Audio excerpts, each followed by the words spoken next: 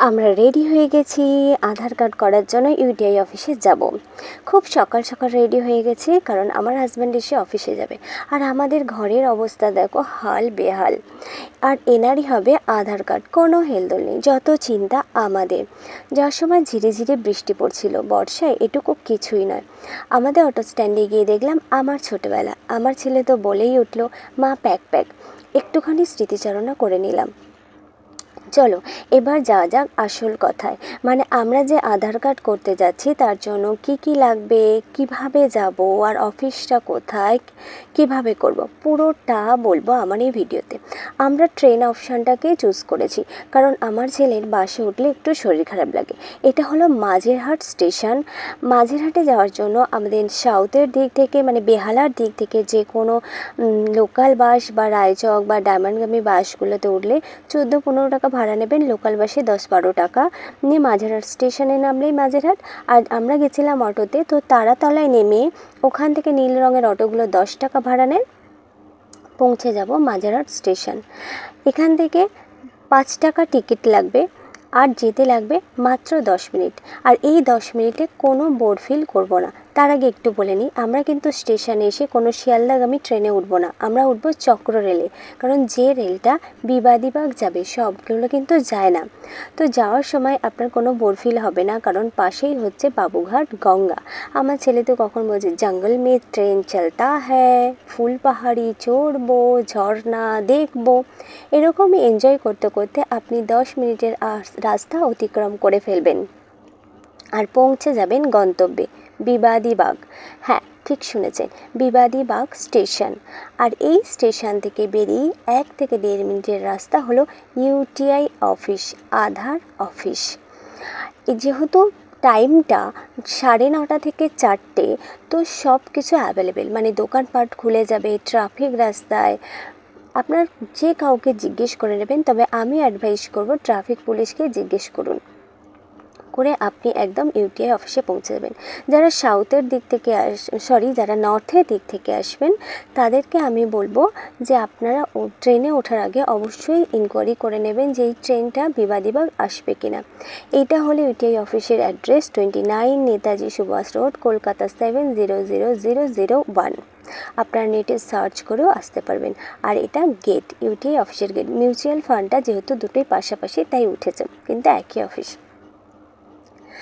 আর আমি তো ট্রেনের কথা বললাম, মেট্রো এখনও পর্যন্ত বিবাদীবাগ চালু হয়নি। মেট্রো আছে লাইন, কিন্তু মেট্রো এখনও চালু হয়নি। তো এবারে আমরা বাসের কথা বলি। বাসে যারা আসবেন তাদেরকে আমি বলবো যে আমরা যদি বেহালার দিক থেকে বাসে যাই, তো সেক্ষেত্রে আমাকে 3A বা 12ডিতে উঠলে একদম ফেয়ারলিতে নামলে অফিসের সামনেই পৌঁছে যাব। আর যদি নর্থের দিক থেকে আসি, আমরা 3A বা 12ডিতে আসতে পারবো, সেক্ষেত্রে আমাদের টিবোর্ড বা পোদ্দারকোটে নামতে হবে। এগুলো সবই অফিস লাগোয়া একটা স্টপেজ।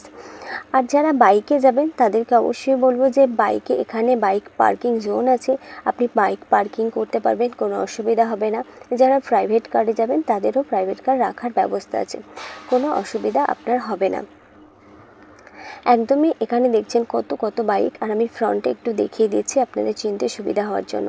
আর খাবারের কথা বলি, যেহেতু এটা অফিস এরিয়া, খাওয়ার কোনো সমস্যাই নেই, কারণ স্ট্রিট ফুডের প্রচুর দোকান আছেন এবং কম দামে ভালো গুণমানের খাবারও পাওয়া যায়।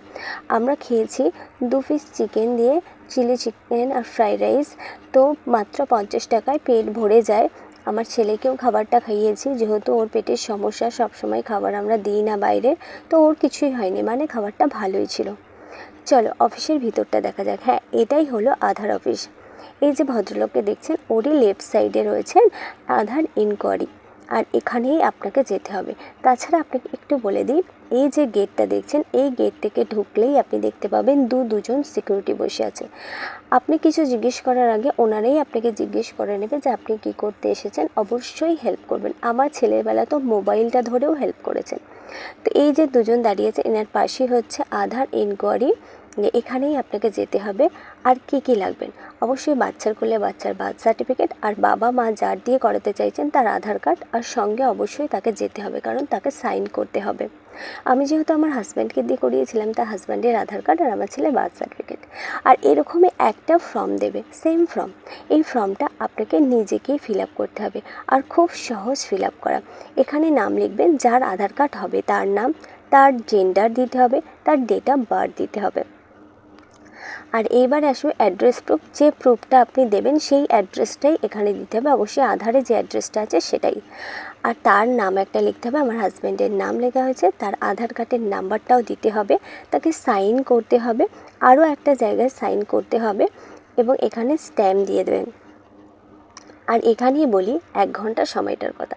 এই যে প্রসেসটা হবে এটা কিন্তু সিস্টেমে, ফর্মটা জমা দেওয়ার পরে সিস্টেমে প্রসেস হবে, আর তখনই আপনার 10 থেকে 1 ঘন্টার মধ্যে সময় লাগে, কারণ ওটা সিস্টেমে প্রসেস, তো কার কতটা সময় লাগবে সঠিক বলা যায় না।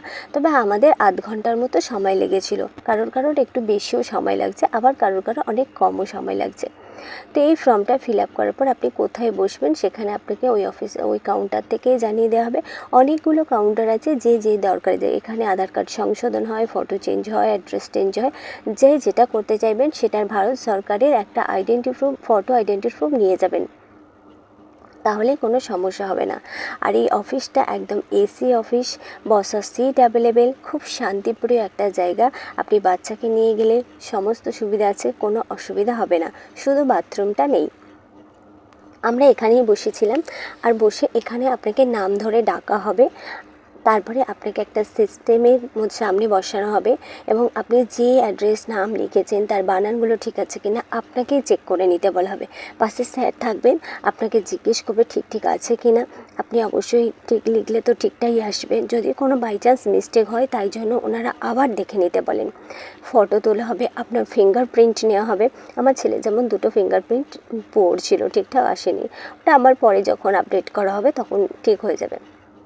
আর আপনাকে দেওয়া হবে এরকমই একটা কাগজ, যতদিন না আধার কার্ডটা আপনার বাড়িতে আসছে ততদিন আপনি এটা দিয়ে কাজ চালাতে পারবেন, আর এর জন্য একটা টাকাও লাগবে না আপনার।